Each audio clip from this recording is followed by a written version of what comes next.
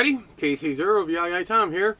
It is a gorgeous day here in October. Unfortunately, we're at the end of October, and that means one thing. Gotta put the camper away. It's been a real busy summer for me, a lot of changes in my life, and unfortunately I have not been able to get the camper out once for going camping. That does not mean that it wasn't being used. Both daughters were home a couple times throughout the summer to help out around here with all the changes. They would stay out here. It gave them a place to get away, be by themselves, to help get through what we're going through, and yet they could come in, talk to me, we could do stuff in the house together, make meals, watch TV. And it was great in the morning when I'd go to work. I didn't have to sneak around the house to make sure I didn't wake them up. So there's a reason why you should look at buying a camper if you don't. Now we're going to talk a little bit today about winterizing your RV. Some things I'll point out. This will be kind of a real overview. We're not going to get too technical in some of the stuff due to the fact there are so many different ways to winterize your RV. And like I said, the best thing to do is sit down, take a look at what equipment you have in yours, and decide what you want to take in, what you think you can leave out. Cruise around YouTube, talk to other RVers, and that's how you learn. Big thing of what we're going to talk about is your water system. Two different I guess you could say trains of thought on your water system in the wintertime. One is blow out the lines, the other one uses an antifreeze. When I was a wee lad, one of my jobs around the house was make sure the camper was ready to go camping. We camped a lot. I mean, if it wasn't every weekend during the summertime, it was darn close. And I can remember one camping trip to Whitewater State Park just north of Rochester, Minnesota. It was last weekend of October. It actually snowed Saturday night into Sunday morning. Oh, all us kids thought it was great. We threw every bit of clothes we had on, went out there.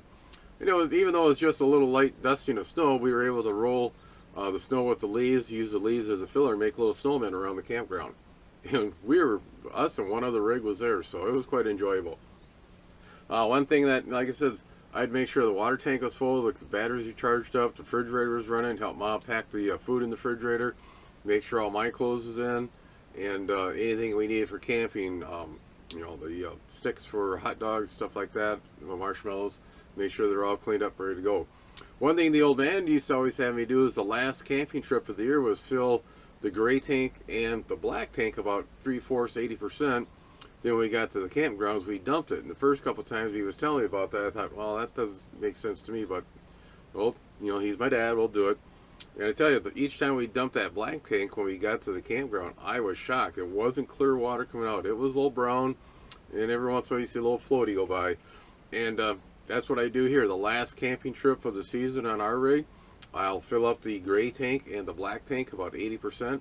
Then when we get to the gray campgrounds, I'll hit the dump station. And it's amazing how much stuff will come out of there.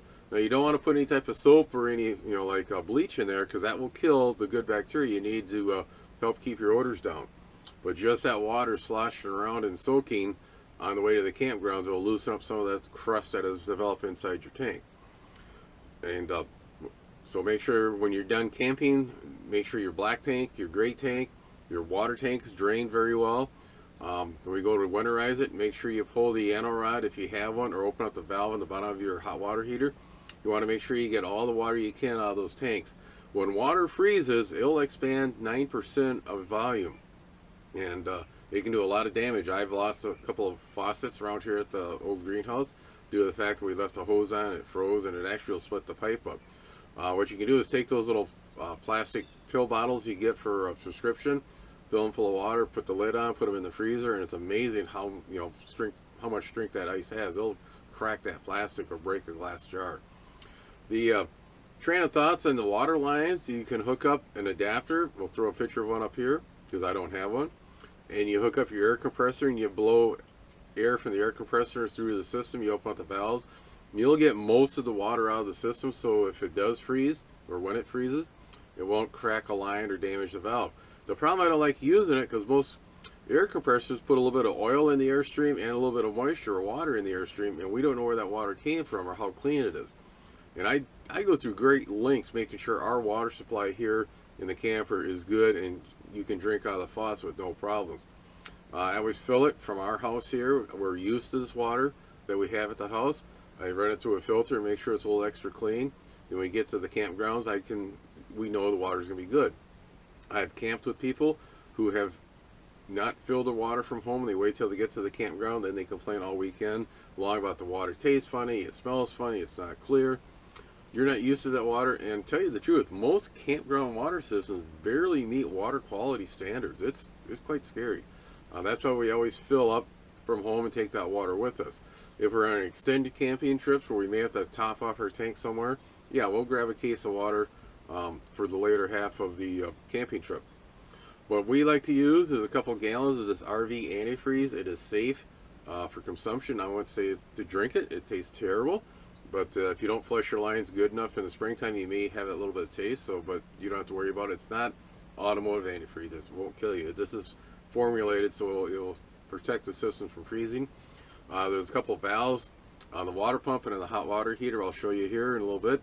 You throw the hot water heater in bypass, hook the plastic jug up to the water pump. You pump that through. You open the valves. Make sure you get all the air out of the lines. Make sure you get enough antifreeze to the system. Make sure you drain, run a little bit down the traps and the drains so they have a little bit of antifreeze so they don't freeze. There's room to expand, but we don't want to take a chance of cracking a PVC pipe due to the ice in that little trap area. So, and that's pretty easy on the water system. Make sure you drain your tanks good. Make sure that you have antifreeze in the system or you blow them out. I'll let you decide how you want to do, either compressed air or antifreeze. And I can get by with 2 gallons of antifreeze with poo here. It's a small 23-foot Class C. The next item we go through, any food items we hunt down and remove. I'll even go through all the cupboards, make sure there's nothing in there. I'll check the coat pockets because every once in a while we'll be out on a hike and we'll have a little snack with us and it gets left in your coat pocket. Make sure that's all cleaned up. And also you can find money once in a while in the coat pocket.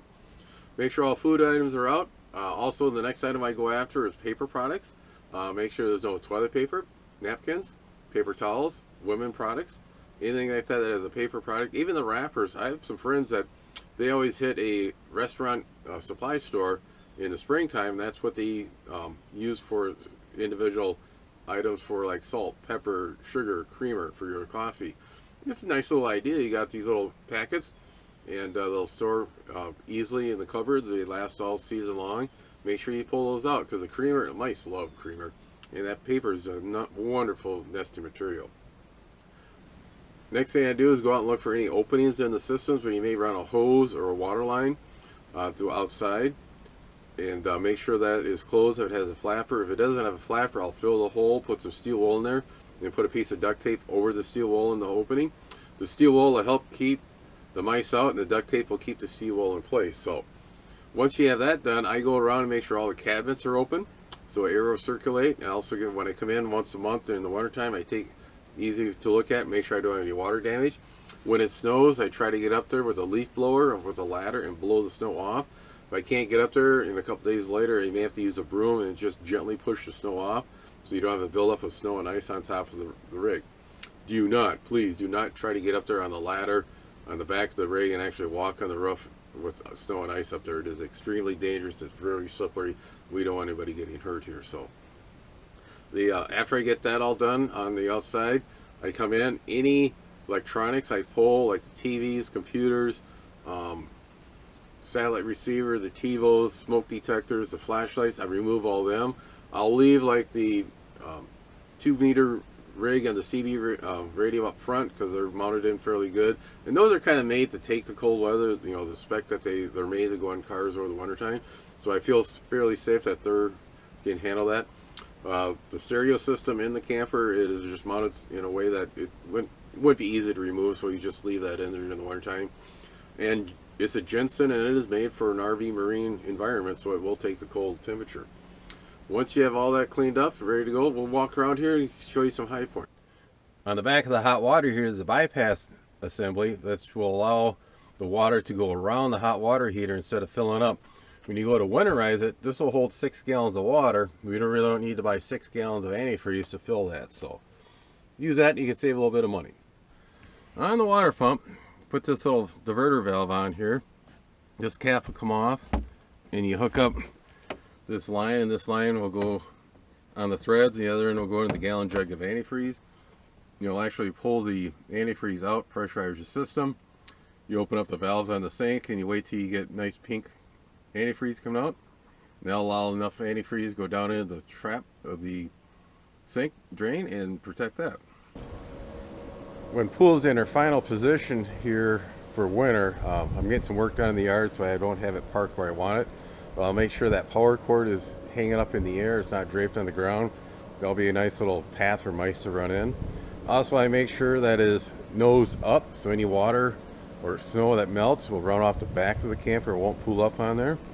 Make sure you cover up your wheels. Again, I'll have to get some new covers because the sun really did a number on these covers. These are 4 years old. The windshield cover, I'll remove this one. We use this one when we're out camping to keep it in good shape. I got one that mounts on the inside to block off the sun so it doesn't get inside and UV damage the interior. We have a trickle charger in the battery, so we'll start up when I'm ready to go. Again, go around, check for any openings, make sure everything's closed up. If the weather's good enough, I'll actually get out here with the power washer and give her one last wash job, get all the oxide off that was built up from the summer. I like to pull the sheets out, get them cleaned up, put them back in here. I have over half a tank of propane, and one thing that we use this for is kind of like a lifeboat. If something should happen this winter here, lose power, or we have to evacuate out of the house for some reason, this makes a nice little place you can go to. And we've done it in the past where we've lost power, came out here, made some food on the oven, stove, sat out here, watched TV, and like I said, it's a little backup peace of mind in case something should happen. There's a place you can go. So again, it's not that hard of a deal to go through and winterize your rig. Just again, start at one corner and work your way through and make sure you get everything out. I got a couple places in the basement I store everything. Then in the springtime it's just a simple reversal project to put everything back in. Yeah, that's when you do any changes. Like to get in and redo the bathroom ceiling a little bit. The tile, stick and peel tile that we used didn't stay too good. I think they were not really made to go on the ceiling. They're mainly for walls only. So on that, we'll get through the winter time here. We'll post some videos throughout the winter on things you can do. Trade shows coming up. Hopefully we got some good RV shows and other items coming up. We got Winter Field Day coming. And I'd like to thank all the viewers who reached out to me during our little problems we had during the summertime with the passing of TLJ. Thank you very much. 7-3. See you guys later. Be sure to tell your friends, neighbors, other hams. Subscribe, hit that bell to get notification when new videos come out. Add comments below. 7-3, everybody.